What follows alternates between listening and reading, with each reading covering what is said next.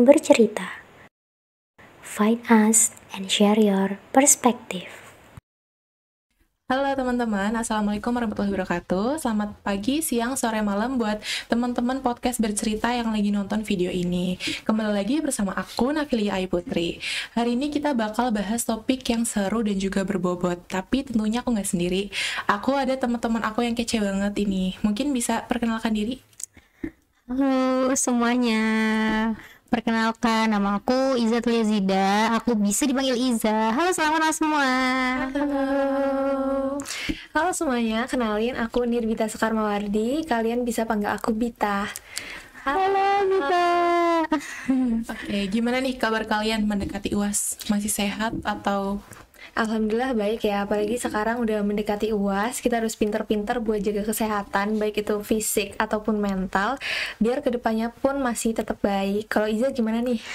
Aku sih mencoba untuk stay waras aja ya guys, di era gempuran banyak tugas ini. Tapi nggak apa, dijalanin aja. Nikmati prosesnya. Betul. Nah, seperti yang udah aku bilang tadi, kalau hari ini kita bakal bahas topik yang seru dan berbobot. Dan ini tuh topik yang menjadi kekhawatiran bagi sebagian orang. Kita hari ini bakal bahas terkait media dan gender. Kalau dari kalian sendiri nih, menurut kalian, media dan gender itu apa sih? Oke, seperti yang tadi dibilang sama Nafilia ya, kalau media dan gender tuh luas banget. Nantinya kita juga bakal banyak ngobrol-ngobrol seputar hal tersebut. Tapi kalau misalkan ditanya media dan gender itu apa sih? Media dan gender itu gampangnya gini sih, gimana media itu sangat berperan penting gitu dalam membentuk perspektif masyarakat terhadap sebuah gender gitu. Iya bener banget. Kalau dari aku sendiri nih, pasti masih banyak orang yang punya pemikiran bahwa laki-laki ataupun perempuan tuh harus begini ataupun begitu sesuai dengan pakemnya. Misalnya sendiri laki-laki tuh harus kuat, harus tegas, sedangkan perempuan tuh lemah lembut. Hal-hal ini tuh yang membuat mereka menerapkan pakem-pakem tersebut gitu. Setuju sih. Kalau dipikir-pikir, media itu emang punya dampak yang positif dan juga negatif. Dan kalau negatif itu dampaknya tuh bisa sejahat itu bagi suatu individu atau suatu orang. Nah, banyak banget sekarang ditemuin di media itu adanya standarisasi kecantikan, bahwa wanita harus seperti ini, seperti itu. Tanggapan kalian mengenai hal tersebut itu gimana sih? Aku setuju nih sama kamu. Tadi kan kamu bilang kalau misalkan media itu bisa menjadi dampak yang positif dan negatif gitu ya, dan adanya standar kecantikan yang perempuan tuh kalau cantik harus tinggi, harus putih, rambutnya harus panjang apa segala macam. Nah, tapi sebenarnya bersyukurnya sekarang itu adalah sudah banyak orang-orang yang mulai teredukasi gitu guys terkait standar kecantikan ini. Kalau misalkan setiap orang tuh bisa cantik dengan versi masing-masing. Contohnya kita bisa lihat sekarang banyak banget produk-produk yang menggunakan model dari berbagai jenis warna kulit dan juga bentuk tubuh gitu. Jadi itu salah satu contoh ya, kalau sekarang tuh udah mulai banyak orang yang melek soal standarisasi itu gitu. Tapi kalian suka lihat nggak sih ada minuman atau pil, dia tuh bisa mengklaim bahwa kita tuh kalau minum itu bisa body goals atau bisa turun berat badan gitu. Tapi sangat disayangkan, biasanya mereka itu pakai model yang identiknya ya, tinggi, kurus, putih, rambutnya panjang. Dan itu tuh membentuk perspektif masyarakat bahwa kalau cantik itu harus seperti itu. Gimana tanggapannya? Kalau tanggapan aku sendiri, mungkin ini bisa jadi PR ya buat produk-produk di luar sana dalam memilih model gitu, karena ternyata dengan model yang seperti itu tuh jadi membuat apa ya, masyarakat tuh jadinya ngertinya kalau cantik tuh harus yang seperti di iklan-iklan gitu ya. Padahal balik lagi aku kasih reminder ke teman-teman kalau misalkan body goals atau idealnya badan orang itu beda-beda. Jangankan orang yang nggak sedarah, orang yang sedarah aja bisa beda-beda gitu kan bentuk tubuhnya gitu. Jadi untuk menjadi cantik nggak mesti kayak yang ada di iklan-iklan. Kalian bisa menjadi diri kalian sendiri, bentuk ideal tubuh kalian masing-masing, dan kalian bisa cantik dengan apa adanya gitu.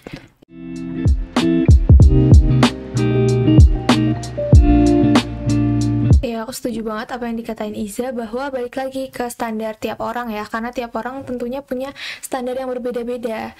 Dan mungkin juga aku mau nambahin kalau sekarang nih udah mulai banyak laki-laki ataupun perempuan yang mulai mengekspresikan dirinya dengan cara berpakaiannya. Menurutku selagi itu sopan dan tidak melanggar aturan nggak masalah ya. Tapi nggak dipungkirin juga bahwa komen negatif tuh tetap masih ada, kayak dibilang mirip ini atau mirip itu, punya yang berbau negatif gitu. Betul. Jadi ada juga, kalian tau gak sih seseorang influencer, dia itu udah punya anak, tapi dia memang pakaiannya itu masih terbuka gitu, dan itu diupload di media sosial. Terus dia juga suka upload di snapgramnya kalau dia tuh lagi nongkrong sama teman-temannya. Terus dia juga masih kerja. Nah itu tuh banyak banget hate comment yang masuk kayak, kok udah jadi ibu pakaiannya masih kayak gitu sih, terus kok udah punya anak kok masih nongkrong-nongkrong sama teman-temannya, atau kok udah punya anak kok masih tetap kerja. Nah tanggapan kalian mengenai hal tersebut itu gimana? Nah, ini sebenarnya keresahan yang memang dari dulu tuh selalu ada ya, ibu-ibu yang kerja dibilang gak kasihan sama anaknya gitu. Dan kalau ngelihat kayak contohnya tadi influencer ini pergi sama teman-temannya atau dia me time, itu selalu dibilang puber 2 kali. Nah itu tuh sering banget kan ngomong kayak gitu. Ini aku mau kasih reminder juga lagi nih buat mungkin perempuan-perempuan di luar sana, kalau misalkan ketika kalian nantinya sudah menikah, sudah punya anak ataupun sudah punya suami, it's okay untuk kalian menggunakan hak kalian untuk main sama teman-teman atau untuk me time atau untuk bekerja gitu, asalkan tugas kalian sebagai seorang ibu dan sebagai seorang istri itu terjalankan dengan baik. Dan ini yang menjadi sedihnya adalah banyak banget ibu-ibu di luar sana tuh yang jadinya tuh kayak menyalahkan dirinya sendiri kalau misalkan kerja. Jadi kayak, apa benar ya aku nggak sayang sama anak aku? Sampai ada yang nangis tahu kalau aku lihat tuh di TikTok. Makanya padahal sebenarnya aku yakin kalau setiap orang tua, apalagi ibu ya, punya cara sendiri dalam menunjukkan kasih sayangnya ke anaknya gitu. Iya betul banget, dan mungkin juga karena masih banyak orang yang punya pemikiran bahwa perempuan tuh identiknya yang ngurus rumah, kalau nggak ngurus rumah ya ngurus anak-anak ya kan. Padahal sekarang zaman udah berubah dong, pastinya juga lebih maju. Perempuan pun punya hak yang sama dengan laki-laki, apalagi untuk menikmati waktu luangnya ya dengan nongkrong bareng teman-teman. Menurutku juga nggak ada standar yang tepat sih buat menentukan apakah perempuan ini tuh boleh nongkrong atau enggak, apakah ibu ini boleh nongkrong atau enggak, karena ya balik lagi bagaimana seorang ibu tuh bisa menyeimbangkan diri sebagai seorang ibu, seorang individu, dan seorang anggota masyarakat gitu.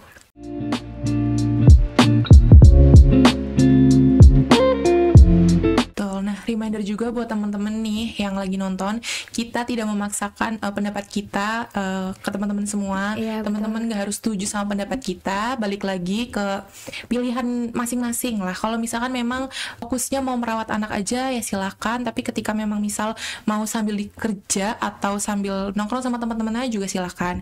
Yang penting kita sesama wanita jangan lupa support lah satu sama lain. Betul banget ya. Nah, tadi ini kita udah bahas soal standarisasi. Selanjutnya kita bakal ngomongin bagaimana media bisa menjadi ruang yang aman atau tidak buat kita.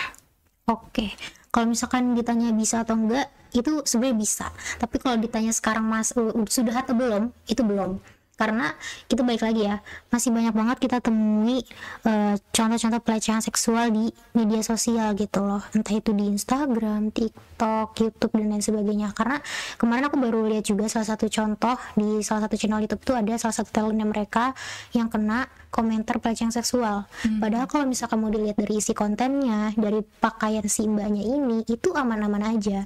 Mbaknya ini nih memberikan konten-konten yang positif dan edukatif, tapi dari sekian banyak yang bisa dikomentari kenapa harus yang mengarah seksual. Lalu yang akhir-akhir ini juga lagi happening banget nih soal akronim yang menyudutkan perempuan, yang itu tuh dibalut oleh candaan. Nah ini mungkin ya buat teman-teman semua yang nonton, kita harus lebih aware lagi, jangan sampai kita melontarkan bercandaan-bercandaan yang berbau seksis.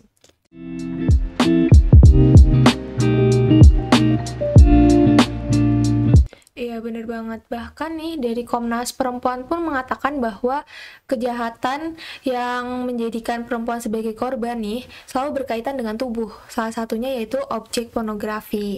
Tapi nggak dipungkirin juga bahwa laki-laki pun bisa menjadi korban objek pornografi, karena ada kasusnya nih, seorang idol, dia memang lagi tampil dan memang menggunakan pakaian yang cukup ketat. Yang disayangkan adalah penonton bukannya terfokus untuk menikmati tampilannya, malah ia lebih fokus untuk mengomentari salah satu bagian tubuhnya gitu. Kalau dipikir-pikir tuh emang ruang aman buat kita tuh sempit banget ya.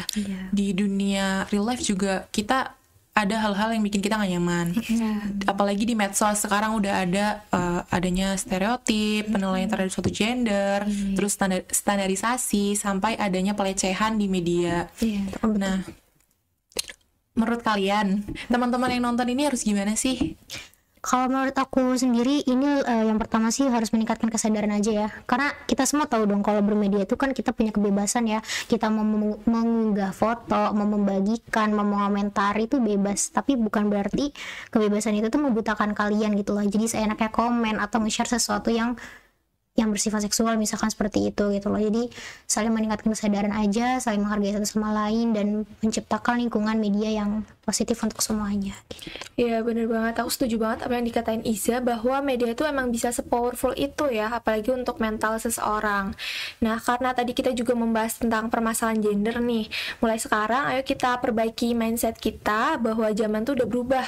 Perempuan udah gak harus di dapur, buat cantik pun gak harus pakai heels, buat cantik gak harus tampil putih, tinggi, kurus, kayak gitu. Jadi mulai sekarang perbaikin cara pikir kalian dan jangan jadikan lagi perempuan sebagai objek. Respect to each other karena laki-laki pun banyak yang mengalami pelecehan di media.